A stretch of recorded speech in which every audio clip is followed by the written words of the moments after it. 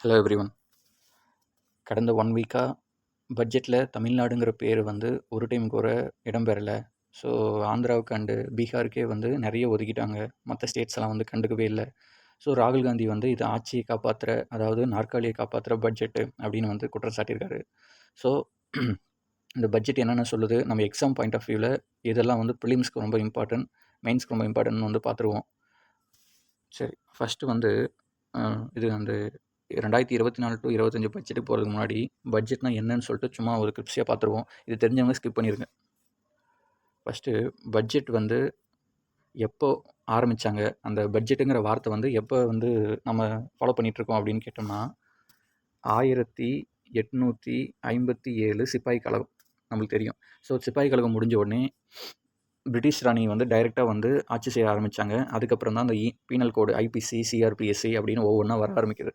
அதுக்கப்புறம் தான் வந்து இந்த பட்ஜெட்டுங்கிற வார்த்தையும் வந்து அவங்க மத்தியில் வந்து ஃபேமஸ் ஆகுது. 1860, அதாவது 1860 ஏப்ரல் 7 அன்னைக்கு தான் first finance minister James Wilson அப்படின்றவர் தான் வந்து பட்ஜெட்டை வந்து அனௌன்ஸ் பண்ணுறாரு. அப்போது சுதந்திர இந்தியாவுக்கு முன்னாடி வந்து ஃபஸ்ட்டு பட்ஜெட் எதுன்னு கேட்டோம்னா 1860 ஜேம்ஸ் வில்சன் போட்ட பட்ஜெட் தான். அதுக்கப்புறமா நம்ம இந்தியா சார்ந்த ஒருத்தர் வந்து லியாக்குத் அலிகான் அப்படிங்கிறவர் வந்து 1947 டு 48 வந்து போட்டார். சரி, சுதந்திரம் வாங்கின பின்னாடி ஃபஸ்ட்டு பட்ஜெட் யாருன்னா ஆர்கே சண்முகம் செட்டி. ஸோ இவர் தான் வந்து எப்போன்னா 1947 வந்து ஃபஸ்ட்டு பட்ஜெட் வந்து அனௌன்ஸ் பண்ணியிருப்பார். சரி, ஓகே. இது இன்னொன்று இதில் தெரிஞ்சுக்க வேண்டியது என்னென்னா, longest budget speech, shortest budget speech, மிக நீண்ட உரை, மிக குறுகிய உரை அப்படின்னு பார்த்தோம்னா லாங்கஸ்ட் பட்ஜெட் ஸ்பீச் யாருன்னா மன்மோகன் சிங்கு 1991 கொடுத்துருப்பார். ஷார்ட்டஸ்ட் பட்ஜெட் ஸ்பீச் யாருன்னா ஹிருபாய் பட்டேல் 1977 ஒரு 800 வார்த்தையிலே வந்து முடிச்சிருப்பாங்க. சரி, ஓகே. இதுக்கப்புறமா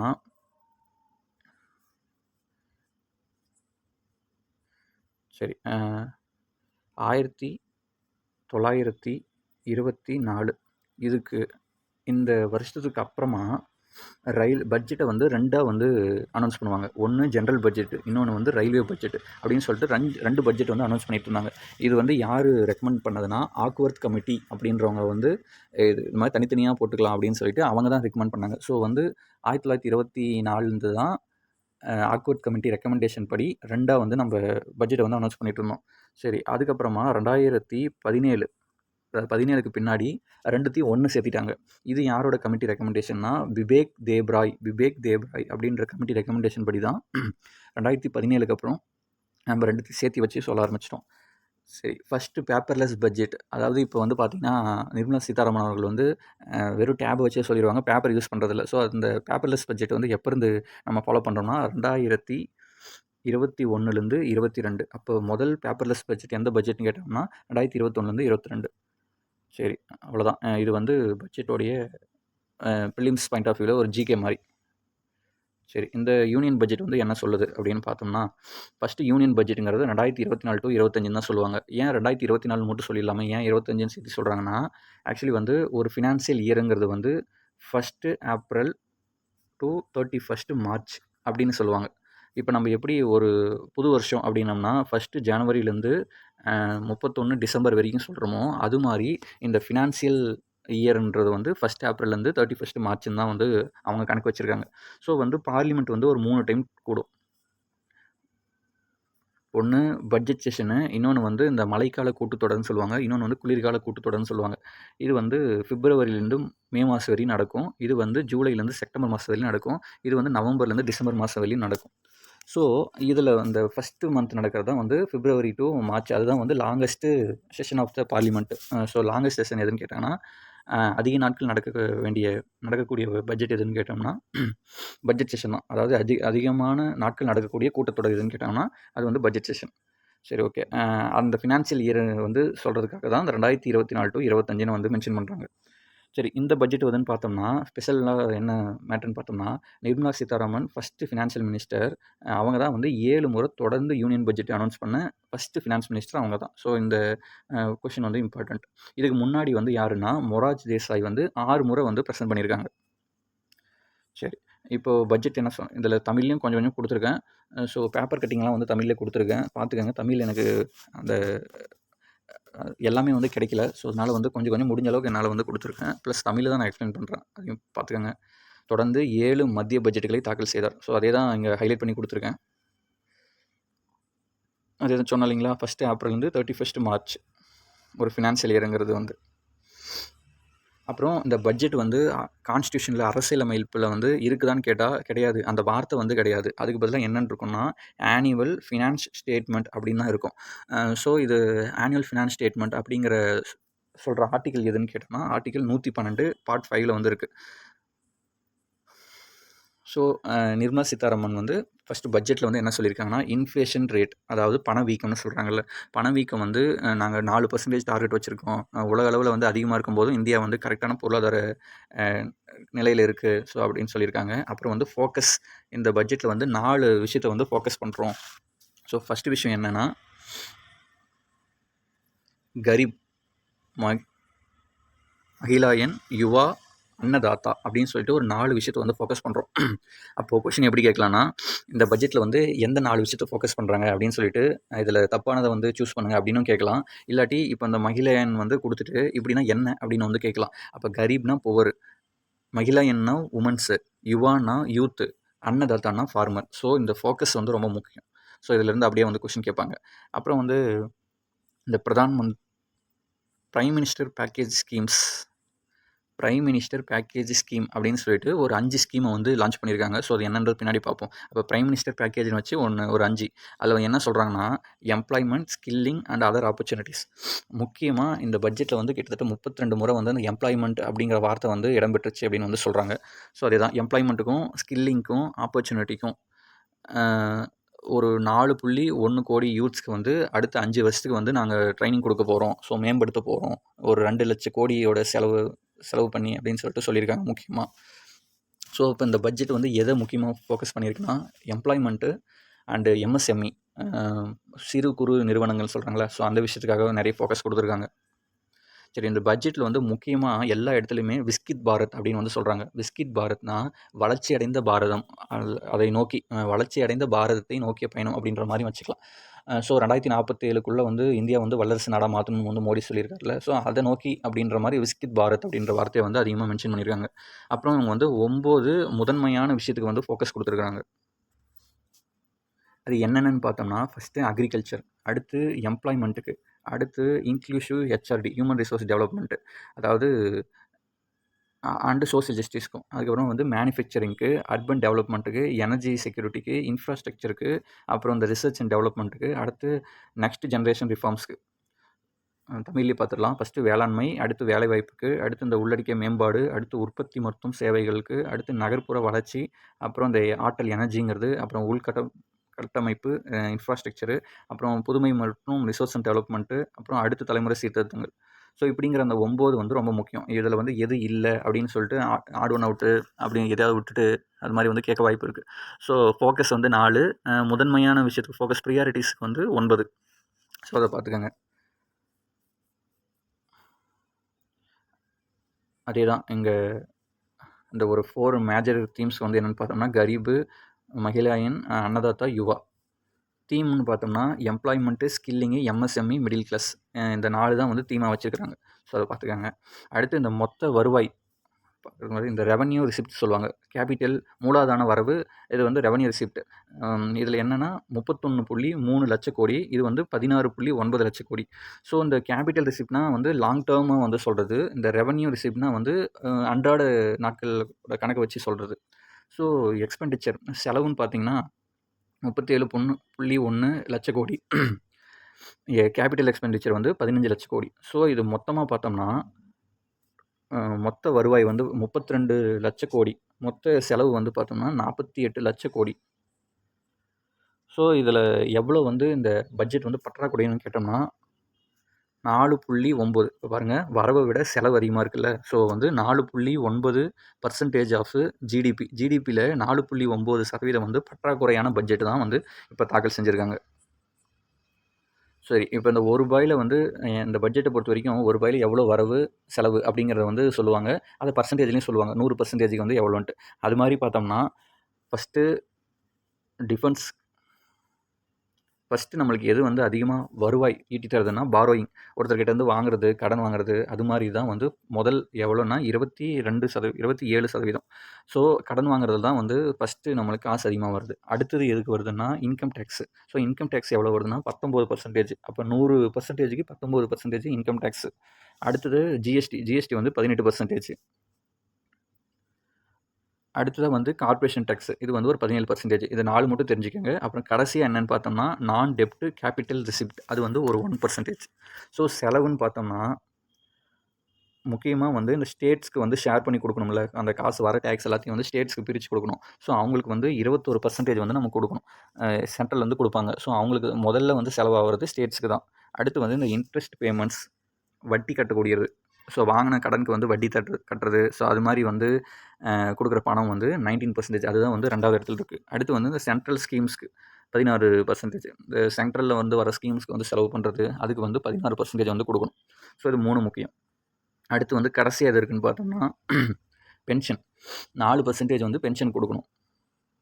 ஸோ தமிழ்ல பார்த்தோம்னா 27% ஃபர்ஸ்ட்டு கடன் தொகை. அடுத்து வந்து வருமான வரி 19%. அப்புறம் கடைசி எதுன்னா, அந்த கடன் சாரா மூலதன செலவு தான் வந்து கடைசில இருக்கு. அடுத்ததா செலவுல பார்த்தோம்னா, அதேதான் ஸ்டேட்ஸுக்கு ஒரு மாநிலங்களுக்கான வரி பகிர்வு. ஸோ அது வந்து 21%. ஸோ தமிழ்ல ஒரு டைம் பார்த்துக்கோங்க. அடுத்து எந்தெந்த டிபார்ட்மெண்ட்டுக்கு, துறைக்கு வந்து அதிகமா குடுத்தோம்னு கேட்டோம்னா, ஃபர்ஸ்ட்டு டிஃபென்ஸ் தான். ஸோ இதில வந்து அரேஞ்ச் பண்ண சொல்லுவாங்க. எதுக்கு வந்து அதிகமா ஒதுக்கீடு குடுத்துருக்காங்க அப்படின்னு சொல்லிட்டு அரேஞ்ச் பண்ண சொல்லுவாங்க. மேக்ஸிமம் இந்த எத்தனை கோடின்லாம் கேட்க மாட்டாங்க. அரேஞ்ச் பண்ண சொல்லுவாங்க. இப்போ எதுக்கு வந்து அதிகம்னு வந்து நம்மளுக்கு தெரியணும். First defence. அடுத்து வந்து இந்த ஊரக மேம்பாடுக்கு, ரூரல் டெவலப்மெண்ட். அடுத்து அக்ரிகல்ச்சருக்கு. அடுத்து ஹோம் அஃபேர்ஸ்க்கு. ஸோ இது ஒரு 4 தெரிஞ்சுக்கங்க போதும். அதுக்கப்புறம் கடைசியா வந்து காமர்ஸ் அண்ட் இண்டஸ்ட்ரிக்கு.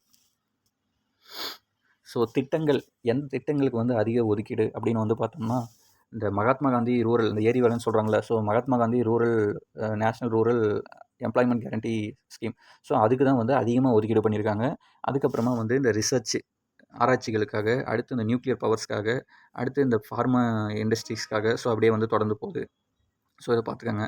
அடுத்ததா முக்கியமா இதில என்னென்ன சொல்லியிருக்காங்கன்னா, இந்த கேன்சர் சார்ந்த மருந்துகளுக்கு வந்து டாக்ஸ் நெறைய குறைச்சிருக்காங்க. ஸோ அந்த இறக்குமதி வரிய வந்து நெறைய குறைச்சிருக்காங்க. அதில வந்து கேன்சர் மெடிசின்ஸ்க்கு, இந்த மொபைல் ஃபோனு, கோல்டு, சில்வர், பிளாட்டினத்துக்கு, அப்புறம் இந்த ஷ்ரிம்ப்புன்னா வந்து இறால் மீனு. ஸோ இறால் மீனு அதோட சாப்பாட்டுக்கு, அடுத்து இந்த சோலார் செல்லு, அடுத்து இந்த மினரல்ஸ். ஸோ இந்த மாரி விஷயம் நெறைய வந்து இவங்க டாக்ஸ வந்து குறைச்சிருக்காங்க. ஸோ தமிழ்லயும் அதே தான். கைபேசிகளுக்கு, இறால் மீனு, தங்கத்துக்கு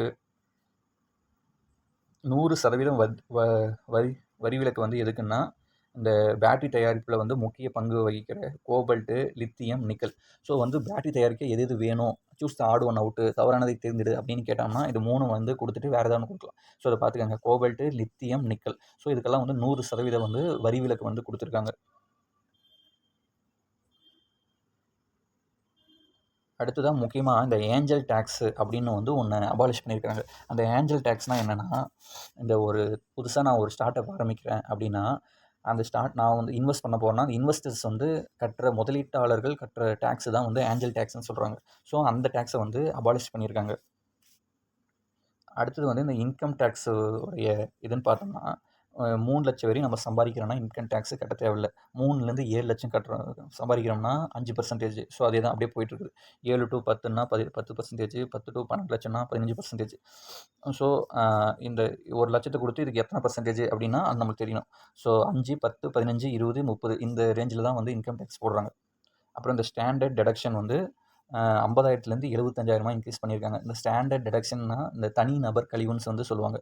அது என்ன தனிநபர் கழிவுன்னா, இப்போ நம்ம ஒரு சேலரி வாங்குறோம்னா, அதில வந்து மெடிக்கல் அலோவன்ஸு, அப்புறம் இந்த டிராவல் அலோவன்ஸு இதெல்லாம் வந்து சேர்த்தி வச்சு நம்ம கிளைம் பண்ணி, நம்மள வந்து 50,000 வரையிலும் பெற முடியும். ஸோ அத வந்து இப்போ 75,000 வந்து இன்க்ரீஸ் பண்ணியிருக்காங்க.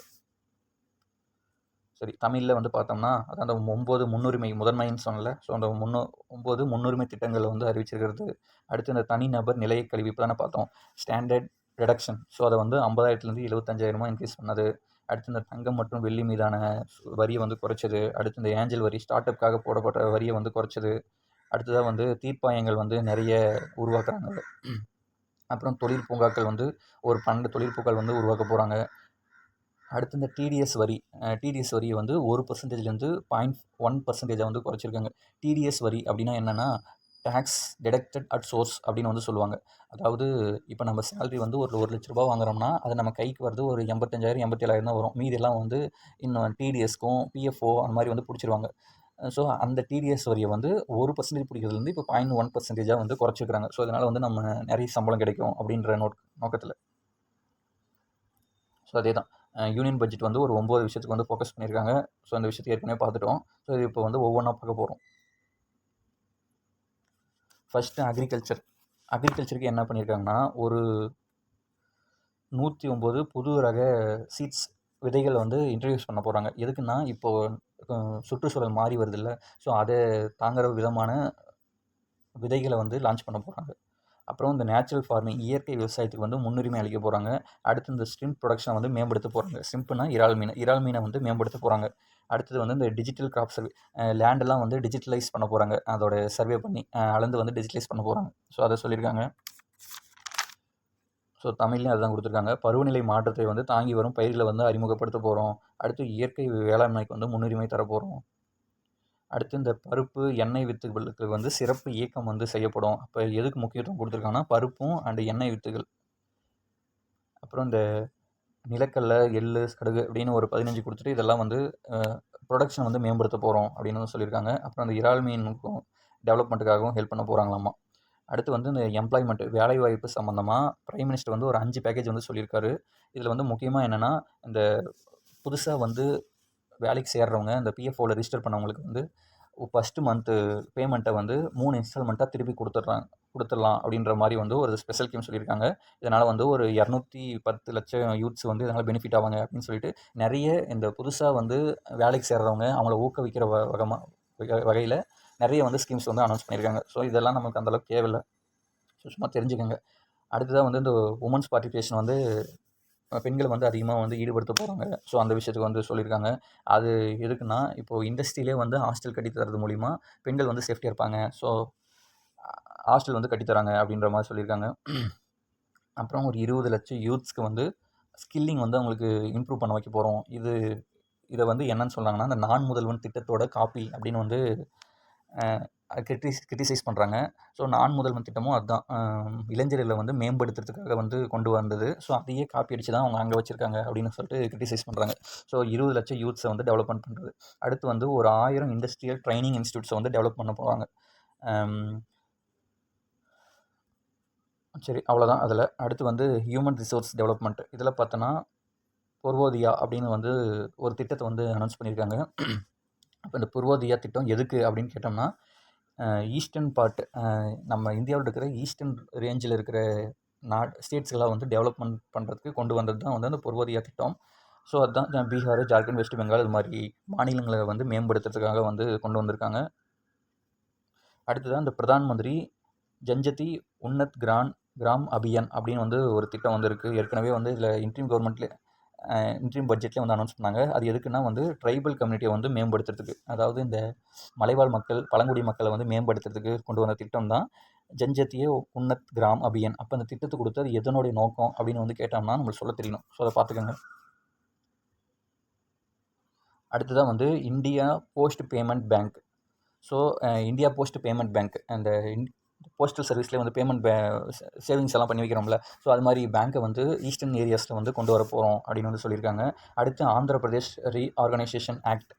ஸோ ஆந்திராவுடைய மேம்பாட்டுக்காக வந்து நிறைய காசை வந்து கொடுத்துருக்காங்க.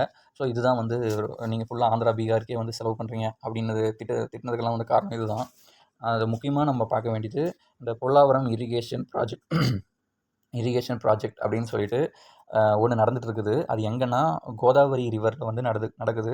ஸோ அதுக்கு வந்து நாங்கள் ஸ்பெஷலாக வந்து அசிஸ்டன்ட் பண்ணி கட்டித்தர போகிறோம் அப்படின்னு வந்து சென்ட்ரல்லேருந்து சொல்லியிருக்காங்க. ஸோ அந்த பொல்லாவரம் இரிகேஷன் ப்ராஜெக்ட் வந்து எந்த நதிக்கு நடக்குதுன்னா கோதாவரி. ஸோ இதை கேட்க வாய்ப்பு இருக்குது. அது எங்கன்னா ஆந்திர பிரதேஷில் வந்து கட்டிகிட்ருக்குறாங்க. சரி, அடுத்ததான் வந்து மேனுஃபேக்சரிங் சர்வீஸில் பார்த்தோம்னா முக்கியமாக முத்ரா லோன்ஸ் இந்த முத்ராங்கிறது வந்து micro units development and refinancing agency அப்படின்னு வந்து சொல்லுவாங்க. முழு விளக்கம். இது வந்து 2015 வந்து வந்த திட்டம். 2015 ஏப்ரல் 8. இதில் வந்து 3 விதமாக வந்து லோன் தருவாங்க. ஒன்று சிக்ஷு, இன்னொன்று வந்து கிஷோர், இன்னொன்று வந்து தருண். ஸோ அந்த சிக்ஷுவில் வந்து 50,000 வரைக்கும் லோன் வாங்கிக்கலாம். கிஷோரில் வந்து 50,000லேருந்து 5 லட்சம் வரைக்கும், தருணில் வந்து 5 லட்சத்துலேருந்து 10 லட்சம் வரைக்கும், அதாவது 5 லட்சத்துலேருந்து 10 லட்சம் வரைக்கும் தருணில் வந்து லோன் வாங்கிக்கலாம். இப்போ அந்த 10 லட்சத்துங்கிறத தான் வந்து 20 லட்சமாக சேர்த்து தரப்போகிறோம் அப்படின்னு வந்து சொல்லியிருக்காங்க. சரி, அடுத்ததாக வந்து ஒரு 12 தொழில் பூங்காக்களை வந்து நாங்கள் கட்டித்தர போகிறோம் அப்படின்னு வந்து சொல்லியிருக்காங்க. அப்புறம் இன்டர்ன்ஷிப் ப்ரோக்ராம் வந்து கொடுக்க போகிறோம். ஒரு கோடி யூத்ஸ்க்கு வந்து அவங்கள மேம்படுத்துறதுக்காக இன்டர்ன்ஷிப் ப்ரோக்ராம் வந்து நாங்கள் கட்டித்தர போகிறோம் அப்படின்னு சொல்லியிருக்காங்க. இதுதான் வந்து பிரதான் மந்திரியோட பேக்கேஜ். அந்த 5 பேக்கேஜ்னு சொன்னாங்களே, அதில் வந்து 5வது ஸ்கீம் வந்து இதுதான். அடுத்து இந்த தீர்ப்பாணையங்கள் அமைச்சு வந்து குறைகளை வந்து நிவர்த்தி பண்ண போகிறோம் அப்படின்னு வந்து சொல்லியிருக்காங்க. ஸோ தமிழ்லேயும் அதே தான். முத்ரா கடனில் வந்து சேர்த்தி வழங்குறது. அடுத்ததாக வந்து இந்த பிரதான் மந்திரி முத்ரா 2015 வந்து வந்த திட்டம் அது. ஸோ அதே தான் கொடுத்துருக்காங்க. அடுத்து அர்பன் டெவலப்மெண்ட்டு, நகர்ப்புற வளர்ச்சிக்கு மேம்படுத்துறதுக்கு ஸ்ட்ரீட் மார்க்கெட்ஸ், ஒரு 100 வீக்லி ஸ்ட்ரீட் ஃபுட்டு ஹப்ஸை வந்து நாங்கள் தொடங்க போகிறோம் அப்படின்னு வந்து சொல்லியிருக்காங்க. இது ஒன்றும் இல்லை, ஸ்ட்ரீட்டில் வந்து ஒரு ஸ்ட்ரீட்டே வந்து ஃபுட்டு ஹப்புக்காக இருக்கும். ஸோ அதுதான் முக்கியமான நகரத்தில் வந்து அது கொண்டு வர போகிறோம் அப்படின்னு சொல்லியிருக்காங்க. அடுத்து இந்த வாட்டர் மேனேஜ்மெண்ட்டு, அப்புறம் இந்த சாக்கடையெல்லாம் வந்து மேம்படுத்துறதுக்கு, ஸோ அது மாதிரி விஷயத்தெல்லாம் சொல்லியிருக்காங்க. பேசிக் தான் அதெல்லாம். அடுத்து வந்து இந்த பிஎம் ஆவாஸ் யோஜனா. ஸோ இந்த குரூப் 1 கொஸ்டினில் கூட கேட்டுருந்தாங்க நினைக்கிறேன். ஆவாஸ் யோஜனா எதுக்காக அப்படின்ற மாதிரி. ஸோ ஆவாஸ் யோஜனாங்கிறது வீடு கட்டித்தர திட்டம். ஸோ அதை வந்து நாங்கள் 1 கோடி பேருக்கு வந்து இன்னும் நாங்கள் கட்டித்தர போகிறோம் அப்படின்னு வந்து சொல்லியிருக்கிறாங்க.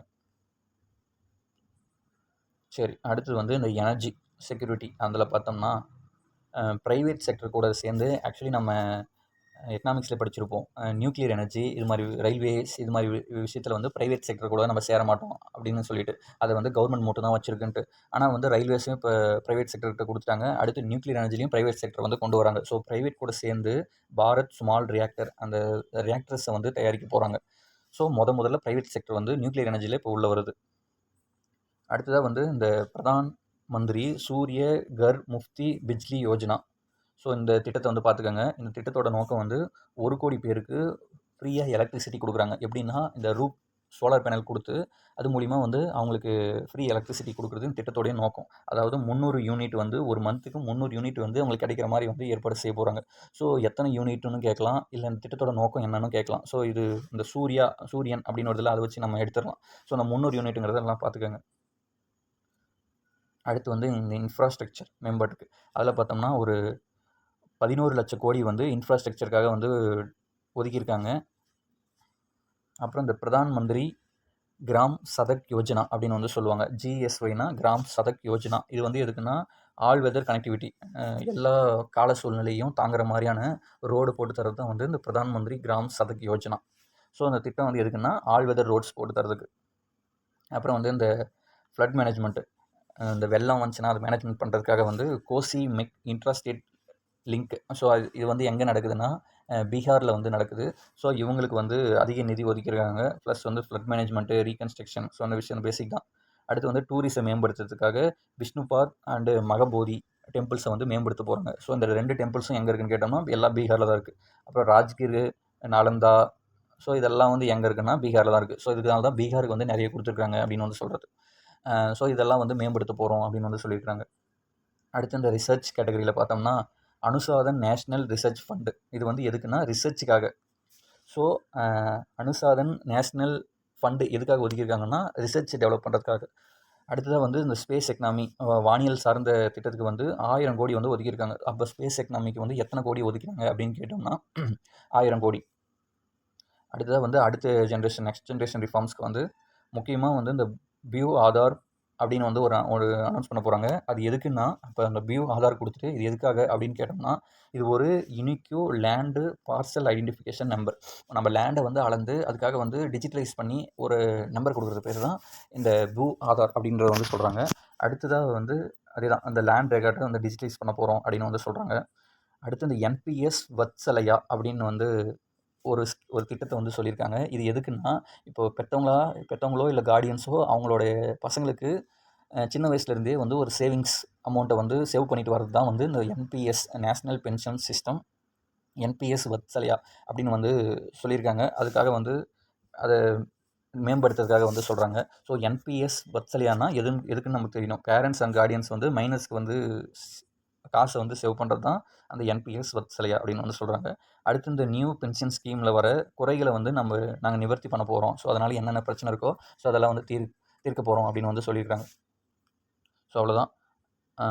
இதில் முக்கியமாக வந்து நம்ம பார்க்க வேண்டியதுன்னு பார்த்தோம்னா, இந்த ஃபோக்கஸ் எதுக்கு கொடுத்தாங்க, அப்புறம் இந்த 9 ப்ரியாரிட்டி எது, அப்புறம் செலவு எவ்வளோ, வரவு எவ்வளோ, ரூ. எவ்வளோ அப்படிங்கிறத வந்து பார்த்தாலே போதும் ப்ரிலிம்ஸ்க்கு. மற்றபடி இந்த உள்ள ஒவ்வொன்றுத்துக்கும் என்ன திட்டங்கள், அந்த இப்போ இந்த சூர்யா இல்லை சதக் யோஜனா, ஸோ அந்த மாதிரி விஷயம்லாம் வந்து என்ன திட்டங்கள், அதுக்கான குறிக்கோள் என்ன அப்படின்றது மட்டும் தெரிஞ்சுக்கிட்டா போதும். தேங்க்யூ.